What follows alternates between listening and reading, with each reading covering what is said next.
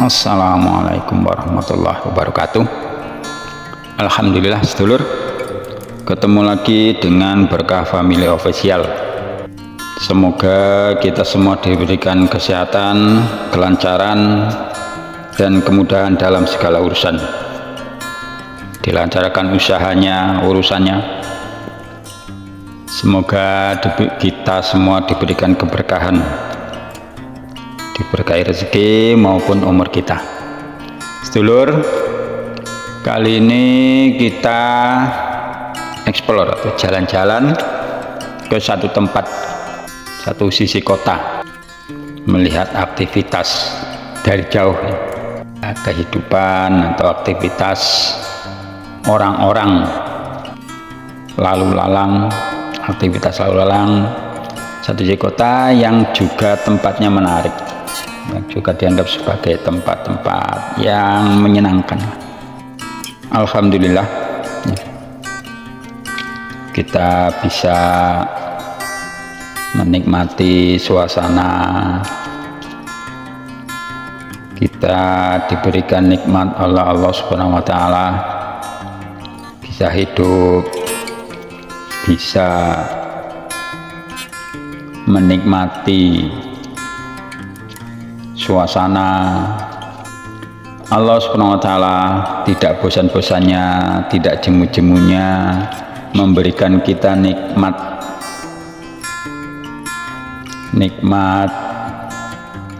zahir maupun batin yang terkadang kita lupa akan nikmat tersebut. Jadi seakan-akan kita menganggap itu bukan hal penting, nikmat yang penting. Misalkan contohnya kita dicintai oleh keluarga, dicintai anak-anak kita, istri atau suami kita, orang tua kita. Itu satu nikmat yang sangat besar, tapi kadang kita lupa.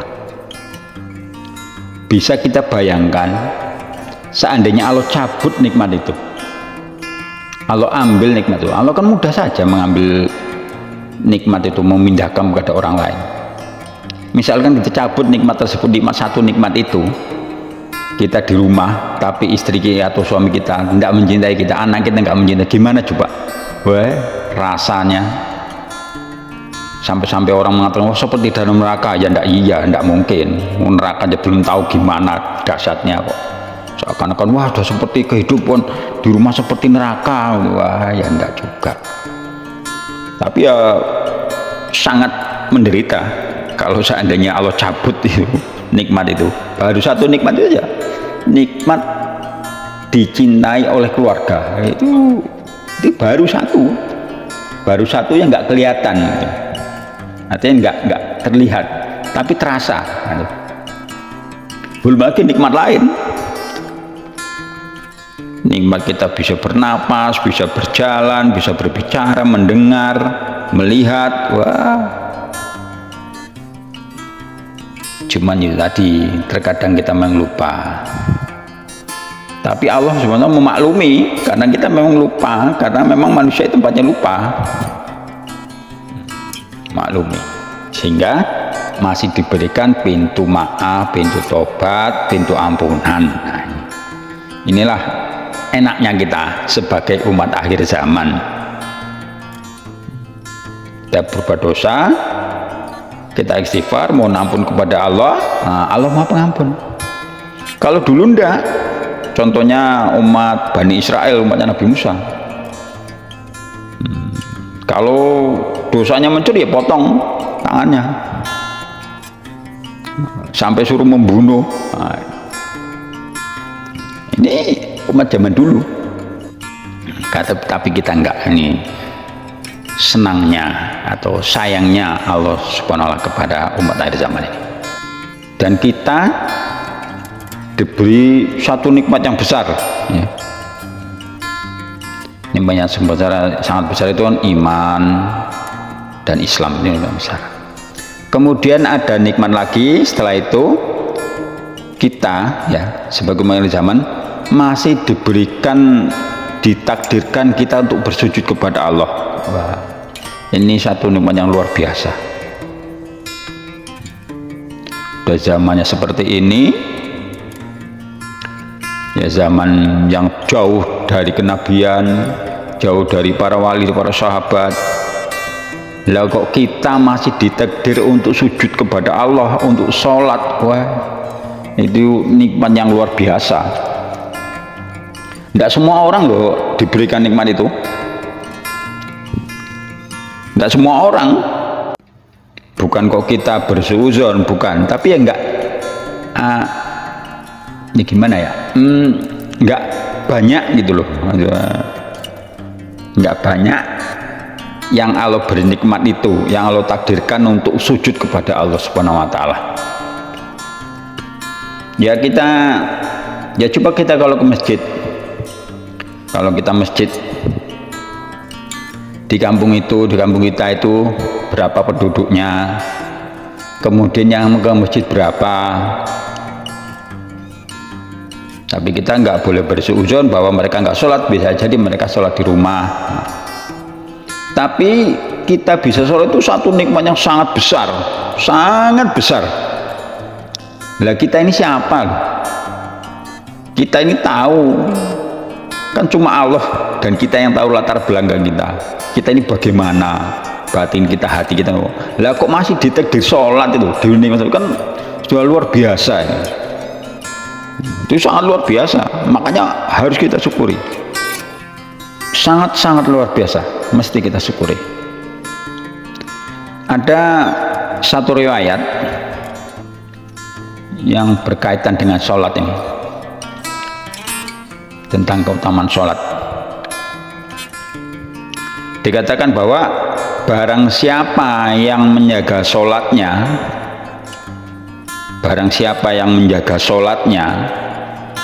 niscaya Allah SWT akan memuliakannya dengan 5 perkara. Yang pertama, dihilangkan kesempitan rezekinya. Jadi barang siapa yang menjaga sholat akan dimuliakan, dia akan dihilangkan kesempitan rezekinya. Jadi rezekinya nggak mungkin sempit, jadi nggak susah, rezekinya lapang. Walaupun dapatnya cuma sedikit, tapi mencukupi, nggak susah. Ini yang pertama ya. Jadi 5 hal dimuliakan orang yang sholat itu dimuliakan dengan 5 perkara. Yang pertama itu dihilangkan kesempitan rezekinya, yang kedua diselamatkan dari azab kubur. Azab kubur itu luar biasa dahsyatnya. Jadi dikatakan bahwa kubur ini adalah persinggahan pertama dari persinggahan berikutnya menuju ke akhirat. Ada riwayat mengatakan bahwa barang siapa yang terselamat di singgah pertama, maka akan akan mudah dengan persinggahan berikutnya. Jadi kalau di kubur kita nggak selamat atau susah, ya bisa alamat berikutnya ya lebih kurang demikian. Jadi barang siapa menjaga sholatnya, maka akan dibebaskan dari azab kubur. Kubur itu ya seakan-akan, bahkan memang iya, itu seperti ya berkata, kalau orang ahli sholat, orang yang sholatnya orang soleh, maka kubur akan senang. Begitu dia masuk, maka kubur akan menyambut. Di antara penduduk di permukaan bumi ini, engkaulah yang paling aku cintai, engkaulah yang paling aku senangi, maka silakan nikmati apa yang apa yang aku berikan, apa yang aku istilahnya persembahkan, maka kubur akan membuka, melebar seluas mata memandang, seluas mata memandang, dipersilahkan. Kemudian akan diberi wangian. Jadi orang ahli sholat, ahli orang yang menjaga sholat. Tapi sebaliknya, kalau orang yang tidak menjaga sholat, melalaikan sholatnya, maka kubur itu akan menghimpit. Seakan-akan, bahkan kubur itu mengatakan, di antara penduduk bumi, di atas permukaan bumi ini, engkau orang yang paling aku benci. Tidak ada selamat datang untukmu. Maka terimalah apa yang aku persembahkan, apa yang aku akan perbuat untukmu. Maka kubur menyempit, menghimpit ahli kubur itu, sehingga tulang rusuknya bersilangan. Barang siapa yang menjaga sholatnya, yang pertama tadi dihilangkan kesempatan rezekinya, yang kedua diselamatkan dari azab kubur, yang ketiga diberikan catatan amal melalui tangan kanannya. Diberikan catatan amal melalui tangan kanannya, karena nanti setiap kita akan diberikan catatan amal masing-masing. Diberikan catatan amal, ada yang diberikan tangan kanan, melalui tangan kanan, itu merupakan satu kegembiraan yang sangat gembira orang yang menerimanya, dan dia akan menunjukkan kepada semua orang di sekitar, ini aku mendapat ibarat lebih kurangnya seakan-akan ya, aku mendapat tangan dengan wah sangat gembira. Ada yang melalui tangan kiri, ini ya sebaliknya, ya menyedihkan, celaka. Ada yang dilemparkan dari belakang lagi, ini ya ini pertanda ya. Jadi catatan itu merupakan alamat ya, alamat.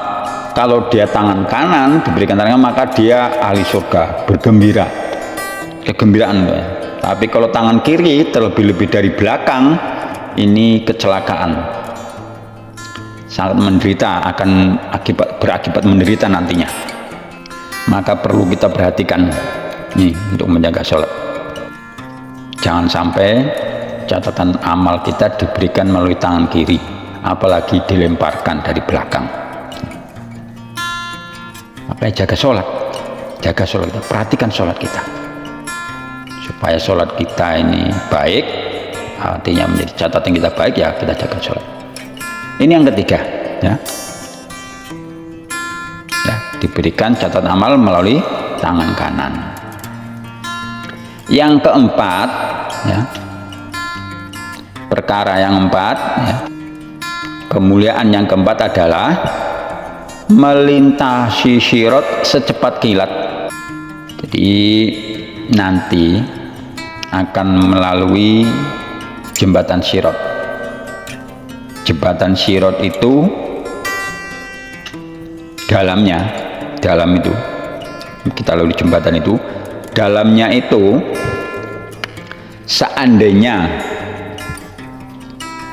bayi yang baru lahir itu dilemparkan ke jurang itu, ke jembatan di jurang itu, sampai dasar itu sudah beruban. Berarti berapa lama itu? Berarti 60 tahun atau 70 tahun baru nyampe dasarnya. Dasarnya apa itu? Api yang menyala-nyala. Begitulah dalamnya jembatan sirat itu, jembatan yang dilalui jurang yang dilalui jembatan itu. Dalamnya itu kalau dijatuhkan itu 60 atau 70 tahun baru nyampe dasarnya. Itu dalamnya jembatan sirat itu. Sebesar apa jembatan sirat? Nah, kalau kita dulu kecil-kecil itu, waktu masih anak-anak tuh diajar ngaji, terus guru ngaji, jembatan sirat itu sebesar rambut pinorok itu, atau rambut dibelah 7. Tajamnya lebih tajam dari pedang yang ada di dunia ini. bisa kita bayangkan, Masya Allah, ya nggak bisa lewat. Bagaimana supaya kita selamat? Yaitu salah satunya yaitu jaga sholat.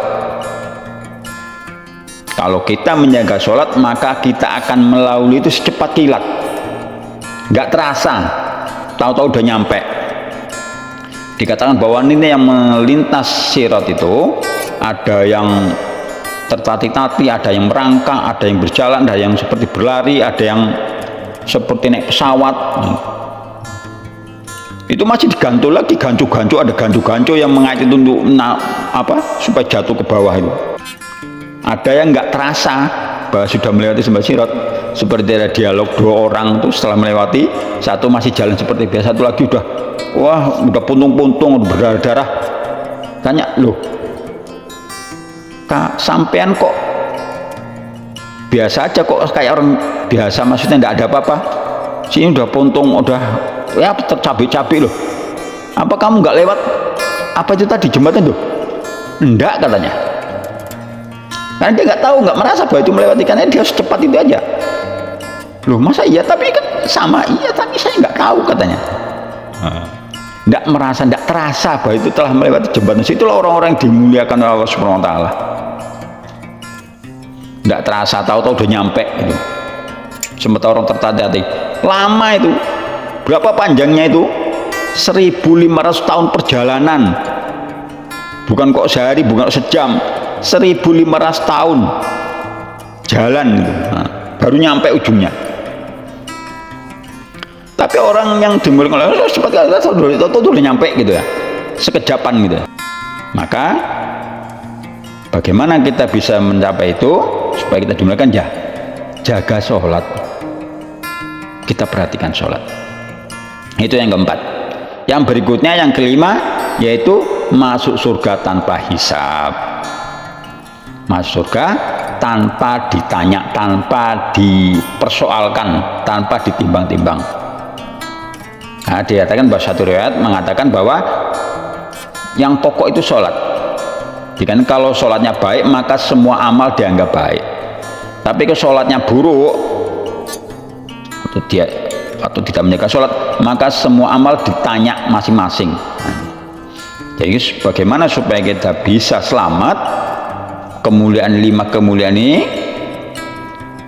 mulai dari dihilangkan kesempitan jatuh rezekinya, gak mudah, selamatkan dari azab kubur, catatan amal di tangan kanan, kemudian meniti sirat secepat kilat, lalu masuk surga tanpa hisab, yaitu dengan menjaga sholat. Jaga sholat kita, sholat tepat pada waktunya, jangan kodok. Kalau tidak ada uzur syar'i, uzur yang dibenarkan oleh agama, kita jaga sholat supaya kita ini mulia, dimuliakan Allah Subhanahu Wa Taala di akhirat nanti. Dari dunia sampai akhirat, kalau kita jaga sholat, Allah muliakan kita.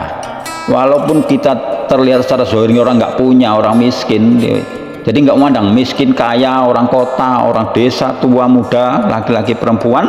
Kalau kita menjaga sholat, Allah akan muliakan diri kita. Begitu ya sedulur, jalan kita di tepian kota. Semoga sedulur semua terhibur, semoga bermanfaat. Mohon maaf atas segala khilaf. Terima kasih telah menonton. Sampai jumpa lagi di video berikutnya. Kita sudahi. Assalamualaikum warahmatullahi wabarakatuh.